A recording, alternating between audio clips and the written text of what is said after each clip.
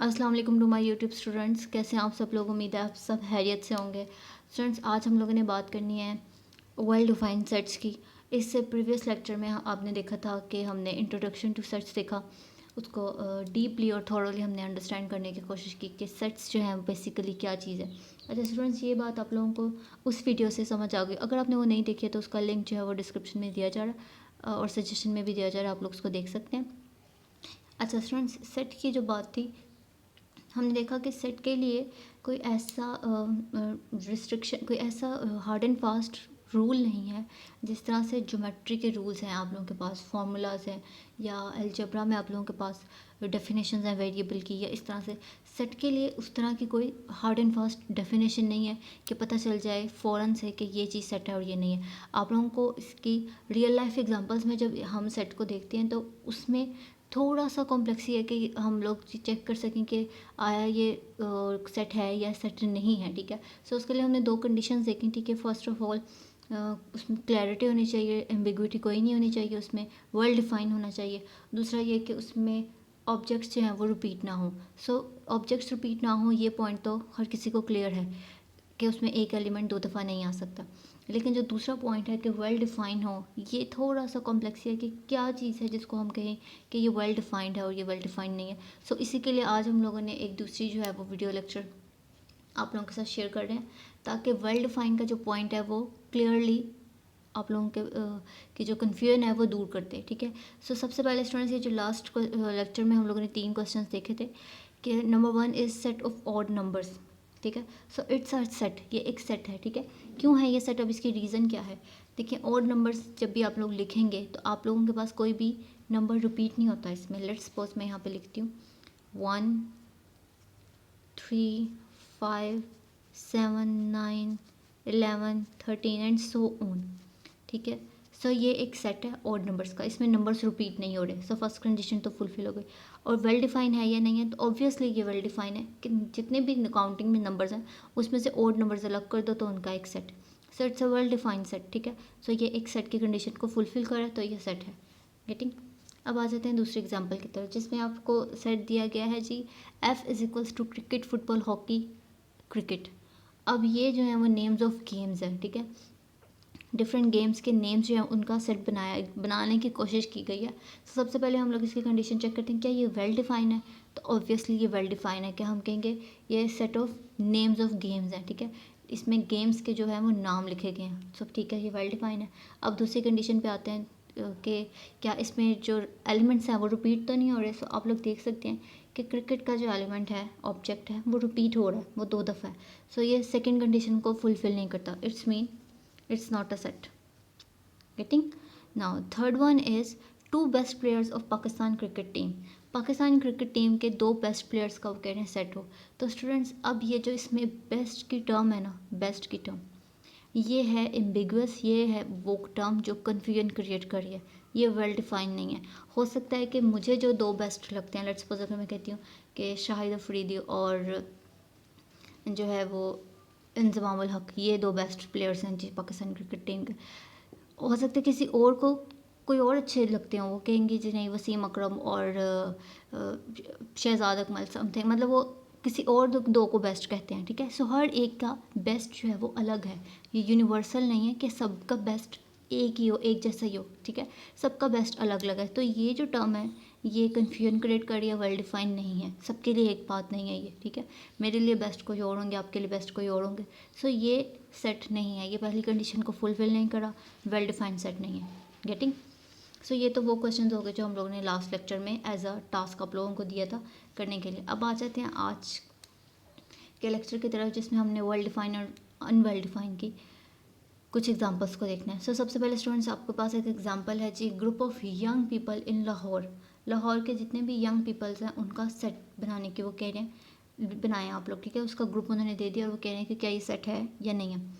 So number 1 is के हम देखते हैं कि इसमें ऑब्जेक्ट्स डिफरेंट होंगे या नहीं। ऑब्वियसली डिफरेंट होंगे। ठीक है, जितने भी आप लोग यंग लोग निकालेंगे उसमें से हम कोई एक बंदा 2 दफ़ा तो नहीं ना आ रहा होगा। ठीक है, हर एक की आइडेंटिटी अलग अलग है। सो इसमें रिपीटेशन का तो कोई मसला नहीं है। सिर्फ एक कंडीशन तो फुलफिल करता है कि सब ऑब्जेक्ट्स डिफरेंट होंगे। नंबर 2 इज़ वेल डिफाइन होंगे या नहीं होंगे, ये वेल डिफाइन है या नहीं है। तो स्टूडेंट्स ये वेल डिफाइंड नहीं है। इसमें जो टर्म है यंग, ये हर एक के लिए अलग अलग है। हो सकता है मैं अंडर 30 को यंग समझती हूँ, ठीक है, 30 से ऊपर मैं किसी को यंग मतलब कंसिडर ना करूँ, मुझे लगे कि 30 से नीचे जितने लोग हैं वो सब यंग हैं और 30 के बाद जो है वो यंग में नहीं आते, ठीक है। सो कोई ऐसा शख्स जो कि 40 का है और उससे लगे कि नहीं अंडर 40 जो हैं वो सब यंग हैं और 40 के बाद जितने लोग आएंगे वो यंग नहीं है, वो ओल्ड कंसिडर किए जाएंगे। सो कोई 20 का है तो वो कि नहीं जी अंडर 20 या 25 ही यंग है, उसके बाद तो सब ओल्ड हो जाते हैं। तो ये हर एक के लिए अलग अलग है, ठीक है। ये जो टर्म है ये हर एक के लिए अलग अलग है, ये यूनिवर्सल नहीं है। हो सकता है पाकिस्तान में अंडर 30 को अंडर 40 को यंग कंसिडर किया जाता हो, किसी दूसरे मुल्क में अंडर 50 को यंग कंसिडर किया जाता हो, वो मतलब 50 की एज तक भी वो हेल्दी और फिट हो तो वो उन्हें भी यंग कंसिडर करते हो। सो इट्स एम्बिग्विटी, ठीक है, ये एक कन्फ्यूजन क्रिएट कर रहा है, ये सेट नहीं है, ठीक है, वेल डिफाइंड नहीं है, तो इसका मतलब ये सेट नहीं है। दूसरी चीज़ की तरफ आ जाते हैं जी, क्वेश्चन की तरफ। Group of people between 20 years old and 30 year old। वो आपसे कह रहे हैं जी ऐसे लोगों का ग्रुप जो जिनकी एज 20 साल और 30 साल के दरमियान में है, ठीक है। सो क्या ये सेट है या नहीं है? सो ऑब्वियसली ये सेट है स्टूडेंट्स। क्यों है ये सेट? क्योंकि देखें इसमें उन्होंने आपको लिमिट बता दी है कि 20 से 30 के दरमियान में जितने लोग आते हैं उनका सेट। सो ये बनेगा ये सेट, ठीक है। आप लोगों के पूरे होल द वर्ल्ड अगर हम लोग देखेंगे तो जितने भी लोग इस टाइम पे करंट टाइम पे 20 से 30 के दरमियान में होंगे हम उन्हें कहेंगे कि ये सेट है, ठीक है, इन लोगों का सेट है। क्यों? क्योंकि ना रिपीटेशन हो रही होगी, कोई भी आइडेंटिटी जो है वो 2 दफ़ा काउंट नहीं होगी, सब डिफरेंट होंगे, सब एलिमेंट्स डिफरेंट होंगे उसमें। और हमारे पास वेल डिफाइन भी है क्योंकि लिमिट आप लोगों को एक दे दी गई है और वो वेल डिफाइन है हर एक के लिए। ये नहीं है कि कोई किसी को 20 का समझ रहे तो कोई दूसरा उसको 30 का समझे, नहीं, ऐसा नहीं हो सकता। जो 20 का है उसको 20 कंसिडर किया जाएगा क्योंकि वी हैव CNIC और हमारे पास मतलब डाटा है, जिस डाटा से हम लोग ये निकालेंगे कि कौन किस किस एज का और 20 से 30 के दरमियान कौन कौन लाई करता है। अब आ जाते हैं तीसरे एग्जांपल की तरफ जिसमें ये सेट हो गया, ठीक है। तीसरे एग्जांपल में जिसमें कहा जा रहा है collection of brilliant students of Punjab university के ब्रिलियंट स्टूडेंट्स का सेट। तो स्टूडेंट्स ये इसमें अब अगेन ये टर्म जो है ये कन्फ्यूजन क्रिएट कर रही है। हो सकता है कि पंजाब यूनिवर्सिटी के मैथ्स के टीचर के लिए जो बच्चा ब्रिलियंट है वही स्टूडेंट जो है वो इकनॉमिक्स जब पढ़ रहा है तो वो अच्छा स्टूडेंट नहीं है, वो ब्रिलियंट नहीं है। किसी एक सब्जेक्ट में ब्रिलियंट है और किसी दूसरे सब्जेक्ट में ब्रिलियंट नहीं है, ठीक है। सो ये या किसी एक सेमेस्टर में उसने अच्छा परफॉर्म किया, दूसरे सेमेस्टर में अच्छा परफॉर्म नहीं कर सका वो, ठीक है, हार्ड वर्किंग है, ब्रिलियंट नहीं है। सो ये एक एम्बिग्विटी क्रिएट कर रही है, तो ये वेल डिफाइंड नहीं है। गेटिंग ऑल दो गई है उसमें डिफरेंट जो एलिमेंट्स की जो कंडीशन है वो फुलफिल होगी, लेकिन ये वेल डिफाइंड नहीं है। सो इसका मतलब है कि ये सेट नहीं है। अब मज़ीद कुछ एग्जांपल्स हमारे पास। Set of girls playing hockey, it's a set, ठीक है। वो तमाम लड़कियां जो हॉकी खेलती हैं या खेल रही हैं, ठीक है। सो जो हॉकी खेल रही हैं उनकी टीम में है, हम उन सब का सेट एक बनाएंगे। इसमें कोई एम्बिग्विटी नहीं है, ऐसी कोई टर्म नहीं है जो कन्फ्यूजन क्रिएट कर रही हो और डिफरेंट भी सब होंगे ऑब्जेक्ट्स इसमें जब हम सेट बनाएंगे तो set. Collection of white roses, obviously white roses ऐसा नहीं है कि मैं कहूँ ये वाइट रोज़ और कोई उसको कहे नहीं ये रेड रोज़ नज़र आ रहा है। जो वाइट है वो सबके लिए वाइट है, इट्स यूनिवर्सल। तो ये एम्बिग्विटी कोई क्रिएट नहीं कर रहा, इसमें डिफरेंट होंगे सब। So it's a set. Number 3 is group of members of parliament के मेंबर ऑन का जो है वो ग्रुप उन्होंने कहा है सेट होगा या नहीं होगा। Obviously it's a set. आप लोग किसी भी कंट्री के पार्लियामेंट के मेंबर्स का जब कंसिडर करेंगे तो वो सब डिफरेंट भी होंगे और वेल डिफाइंड भी हैं, क्योंकि हमें सिर्फ पार्लियामेंट के आई थिंक 351 और पता नहीं जो भी उनका फिगर है कितने मेंबर्स होते हैं, तो वो सब डिफरेंट भी होंगे और हम अच्छे से उसको डिफाइन कर पा रहे हैं, इसमें कोई कन्फ्यूजन नहीं है, ठीक है। किसी भी कंट्री का आप लोग लेंगे तो पार्लियामेंट के जो मेंबर्स हैं हम उनका सेट बना सकते हैं बहुत आसानी से। तो इसमें कोई कन्फ्यूजन नहीं है कि ऐसा नहीं है कि मैं कहूँ कि ये पार्लियामेंट का मेंबर है और दूसरा कहे कि नहीं ये पार्लियामेंट, नहीं, ऐसा नहीं हो सकता। रजिस्टर्ड हैं वो लोग और हम लोग उनको कंसीडर करेंगे पार्लियामेंटेरियंस, ठीक है। सो इसमें कोई एम्बिग्विटी नहीं है।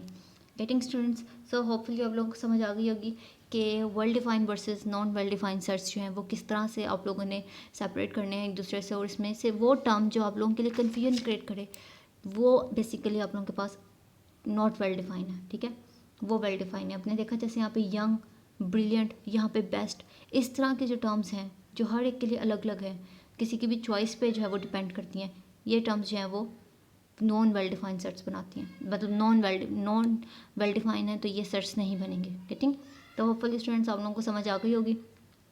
अगर आप लोगों को वीडियो पसंद आया तो प्लीज़ इस वीडियो को लाइक कीजिए, इस चैनल को सब्सक्राइब कर दीजिए और हमारे फेसबुक पेज को भी आप लोग फॉलो कर सकते हैं। उसका जो लिंक है वो डिस्क्रिप्शन में आप लोगों को दिया जा रहा है। Thank you so much, thanks for watching.